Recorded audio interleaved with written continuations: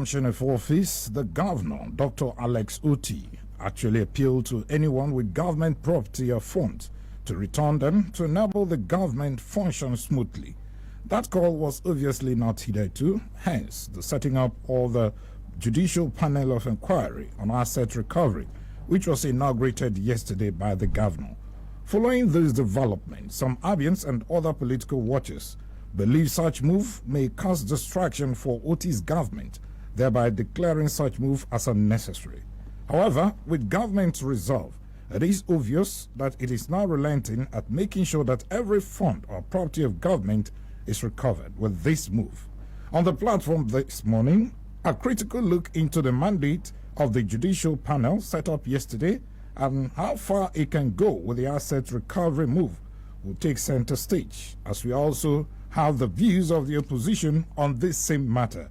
As the special advisor to the governor on strategic communication, Prince Oki Kanu will be my guest. Also on the program, the publicity secretary of the APC, Chief Oki Ezala, will join me on the platform later on the program. Welcome. My name is Ginika Olwaha. Thank you so much for joining me on the platform, the pinnacle of all discussion. Now, joining me virtually is the special advisor to the governor on strategic communication, Prince Oki Kanu. Good morning, sir. Thank you so much for joining me on the program this morning. Good morning, Ginika. Good morning, listeners. Thanks for having me. All right. Welcome. Now, we already know that the government wants to recover its assets in the hands of individuals. But what exactly did you meet on ground in terms of funds and other properties of government upon assumption of office? I want to respond by saying that we made virtually nothing. This government appears to be operating from not just ground zero, ground minus zero. And His Excellency, the Governor Dr. Alex Otti, OFR, said that much yesterday during his speech and the swearing in of members of the Judicial Panel of Inquiry. So the government decided to set up this panel because nothing was met on ground, virtually nothing. So, and Dr. Otti, in his style and magnanimity, had issued a directive that looted funds and properties should be returned. But that call was not heeded. And I don't know how much you were able to monitor our campaigns. During the campaigns, he has said that he was not going to get into look into what people did as such, that he wasn't going to return to anybody. And he said such things because he felt that doing as such would amount to some kind of distraction. Yeah. But having taken over government and found out what is on ground, he had to resign that decision.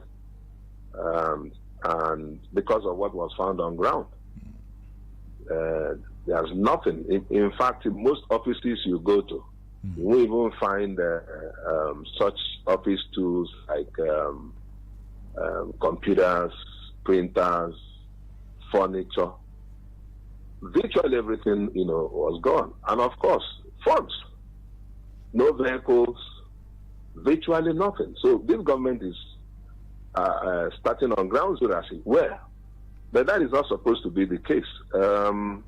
Government is supposed to be a continuum, and these funds and properties belong to Abians. They are the commonwealth of Abia people. So if you come into government, no matter what position you have taken before now, and you find out that there's nothing to start with, and that those who were there before you are so irresponsible, well, the only way to go is to begin to look at what happened in the past to see what could be recovered. Okay. So that's the reason this panel was set up, to look into what happened in the past and see what could be recovered, and of course to act as a deterrent even those of us who are in office today, because if you are aware of the fact that those who were there in the past 8 years are being, the activities are being looked into, that will make you to sit up, knowing fully well that in another 8 years, it may be your turn for some other people to look at your affairs in office. So no matter what the opposition says, and which is understandable, but they will be threatened, of course, no matter what they say. This is the way to go. Thank you. Okay, so one will want to know exactly how you're going to go about this asset recovery. You have like 5-man panel there, judicial panel of inquiry. Are you going to set up another task force by that panel? Are they going to set up another task force that will be going from maybe one organization to the other to see what they have there? Or are you going to be inviting former heads of agencies of government in the past to at least know what and what they have and what are actually missing at the time? Well, I believe that that panel is made up of very responsible and reputable Abians, led by Honorable Justice Florence Ikwoma Duranha, retired. They are men and women of honor, and I don't think I will preempt how they are going to conduct the affairs of the panel. Okay. But what I do know is that this panel will do the needful. They will look into the affairs of the previous government, and they will advise government as such. So telling you whether they're going to set up a task force or all that will be a way of preempting what they're going to do, and I don't think that is the way to go. Thank you. Okay, so now looking at the mandate of that judicial panel, are they looking at recovering funds as well? Would there be any kind of collaboration with probably anti-corruption agency like EFCC, ICP, and all that?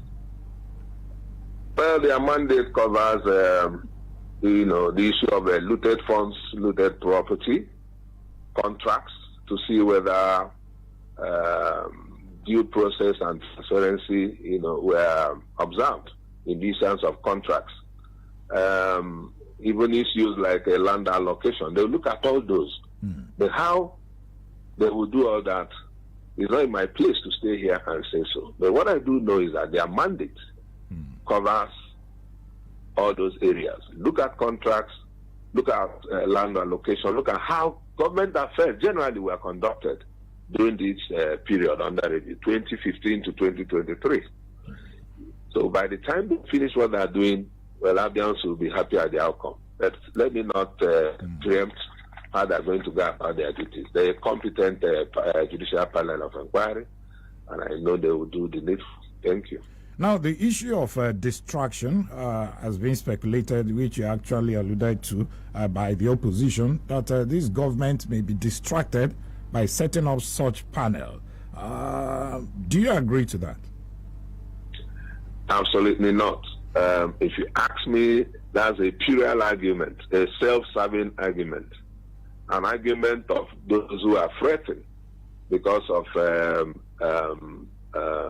the setup of this judicial panel of inquiry.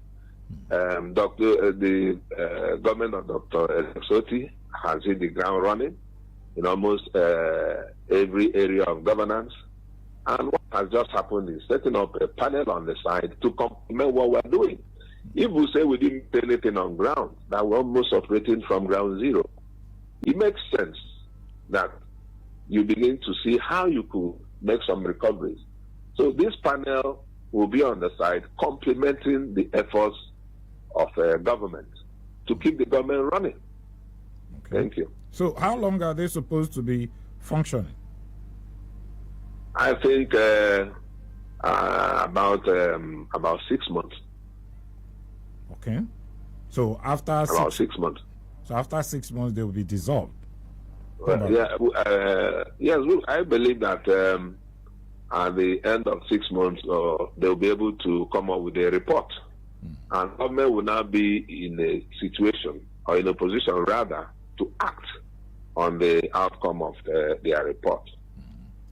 Okay, so let's look at the defaulters who may be finally, be found guilty of all the the investigation by this panel, what will eventually happen to them? Do you see a kind of prosecution of the defaulters? Well, I don't know what form that will take. Recall that the governor issued a kind of olive branch to all those who may have been involved in one form of malfeasance or the other, through looted funds, through looted property. And why that call lasted, maybe not much was recovered. And it was because those involved did not respond to that relief branch that the government decided to set up this judicial panel of inquiry. So at the end of the day, like I said earlier, it's the call of the panel to decide what to do.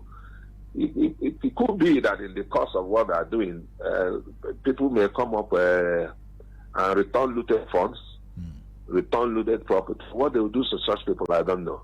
But the ultimate objective is to ensure that going forward, people don't fiddle with government property, the commonwealth of the people. So whether they will be prosecuted, I cannot stay here and say now. Like I said, making statements on the outcome of the panel will amount to some form of preempting the work they're supposed to do. So let's leave it at that and hope that as events play out, I mean, the public will get to know and informed appropriately. Okay, Prince, before I let you go, kindly confirm to Abians if actually your government received any form of handover note from the previous government. That would, of course, help this particular panel to do their job very well. I must say, maybe I missed that point when I answered one of the first question or second one you asked me. Okay. Part of the reason this panel was set up was because there was no proper handover notes from the previous government. Absolutely nothing. No formal handover notes. Everything was so opaque. So that's the reason, nothing on ground to work with. And that is not how governments are run. Government is a continuum. You come, you play your part, and you leave. And as you're leaving, you leave a trace for the incoming government. You hand over properly the affairs of governance. But a situation where people personalize governance is unacceptable. So the outgoing government did not, properly speaking, carry out a proper handover. And it was there in the public domain. They didn't. So that's part of the reason that this panel was set up. So that we look at the state of affairs of a government, have, a body, dispassionate from government to look at the affairs of governance in Zambia, 2015 through to 2023. And they were able to put us on a path, that will help us move forward. Look at what happened in the past. And from the present, you move forward. So no proper handover notes at all. That was given. Okay, sir. Can you? But they didn't cooperate with the committee that was set up for that. Absolutely, they didn't. They were just playing games and marking time until 29th of May, and the new government came in. So that's it.